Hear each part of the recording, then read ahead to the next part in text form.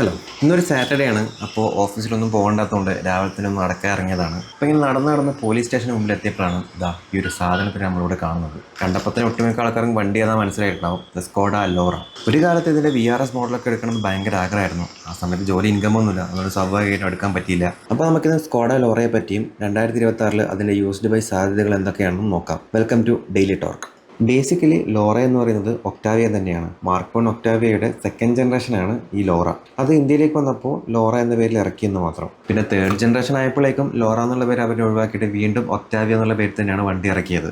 Laura ആയാലും Octavia ആയാലും അതിൻ്റെ VRS വേരിയൻ്റ് വന്നപ്പോഴാണ് ആൾക്കാർ ഈ വണ്ടിയെ ശ്രദ്ധിച്ചു തുടങ്ങിയത്. ഇപ്പോൾ മെഴ്സഡീസിന് AMG, BMW M Sport എന്നൊക്കെ പറയുന്ന പോലെ സ്കോഡയുടെ പെർഫോമൻസ് സെഗ്മെൻ്റ് ആണ് ഈ VRS എന്ന് പറയുന്നത്. പല ജനറേഷൻസിൽ നമുക്ക് VRS കിട്ടിയിട്ടുണ്ട്. 2005 മാർക്ക് 1 ഒക്ടാവിയ RS ഒരു ടർബോ പെട്രോളൊക്കെ വെച്ച് ഇന്ത്യയിലേക്ക് വരുന്നത്. അത് ഇറങ്ങിയപ്പോൾ തന്നെ ഒരു ലെജൻഡറി സക്സസ് ആയി എന്ന് വേണമെങ്കിൽ നമുക്ക് പറയാം. അതുപോലെ തന്നെ ഒരു പോക്കറ്റ് ഫ്രണ്ട്ലി പെർഫോമൻസ് കാറിന് ഒരു ബെഞ്ച് മാർക്കും അവർ ക്രിയേറ്റ് ചെയ്തെടുത്തു.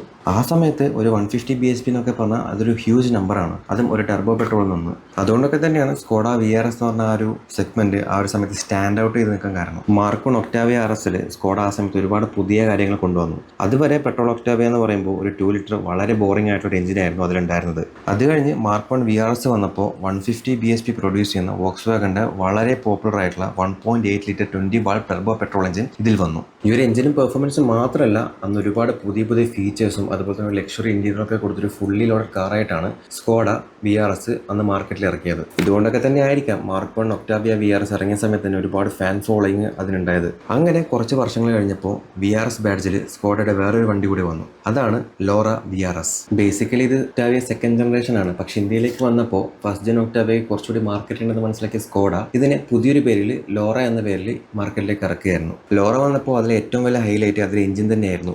ട്രിപ്ലേറ്റ് സീരീസിൽ വരുന്ന 1.8 litre TSI petrol engine. 160 bhp പവറും 250 Nm ടോർക്കും പ്രൊഡ്യൂസ് ചെയ്യുന്ന ഒരു പവർഫുൾ എഞ്ചിൻ തന്നെയായിരുന്നു അത്. മാർക്ക് 1 ഒക്ടാവിയ RSനേക്കാളും എന്തുകൊണ്ടും മികച്ചൊരു എഞ്ചിനും മികച്ചൊരു കാറുമായിരുന്നു ലോറ VRS. പക്ഷെ എന്തുകൊണ്ടോ മാർക്ക് 1 VRSന് ഒരു അപ്രീസിയേഷൻ ലോറ VRSന് കിട്ടിയില്ല. അതുപോലെ തന്നെ VRS എന്ന് പറയുമ്പോൾ പലർക്കും മാർക്ക് 1 ആൻഡ് മാർക്ക് 3 ഒക്ടാവിയാണ് മനസ്സിൽ വരിക. അതുകൊണ്ട് തന്നെ ലോറ VRS അത്രയ്ക്ക് അങ്ങോട്ട് പോപ്പുലർ ആയിട്ടില്ല. പക്ഷെ ഇപ്പൊ ആലോചിക്കുമ്പോൾ ഒരു എൻ്റയർ ലൈനപ്പ് ഓഫ് RS നോക്കുവാണെങ്കിൽ ഇതാണ് ഏറ്റവും വാല്യൂ ഫോർ മണി RS. ഇപ്പോൾ മോഡിഫൈ ചെയ്യാനാണെങ്കിലും ട്യൂണിങ്ങിനാണെങ്കിലും ഏറ്റവും ബെറ്റർ ഓപ്ഷൻ ലോറ VRS തന്നെയാണ്. കാരണം ഒന്നാമത് മാർക്ക് 1 ഒക്ടാവിയ ഭയങ്കര പഴയതായി and it is very expensive to maintain. ഇന്നും യൂസ്ഡ് മാർക്കറ്റിൽ അത്യാവശ്യം ആൾക്കാർ അന്വേഷിച്ച് നടക്കുന്ന ഒരു മോഡലാണ് VRS. അതിപ്പോൾ ലോറ VRS ആണെങ്കിൽ ഡിപ്രീസിയേഷൻ കാരണം നല്ലൊരു അട്രാക്റ്റീവ് പ്രൈസ് തന്നെ വണ്ടി അവൈലബിൾ ആണ്. അപ്പോൾ ലോറ ആൻഡ് ലോറ VRSന്റെ ഡീറ്റെയിൽഡ് വീഡിയോ നമ്മൾ ചാനൽ അപ്ലോഡ് ചെയ്യുന്നുണ്ട്. അപ്പോൾ ഇതുപോലെ തന്നെ യൂസ്ഡ് കാർ കണ്ടന്റ്സ് ഇനിയും ചെയ്യുന്നതായിരിക്കും. അപ്പോൾ അതൊന്നും മിസ് ചെയ്യാതിരിക്കാൻ ഇപ്പോൾ തന്നെ ചാനൽ സബ്സ്ക്രൈബ് ചെയ്യുക. Thank you.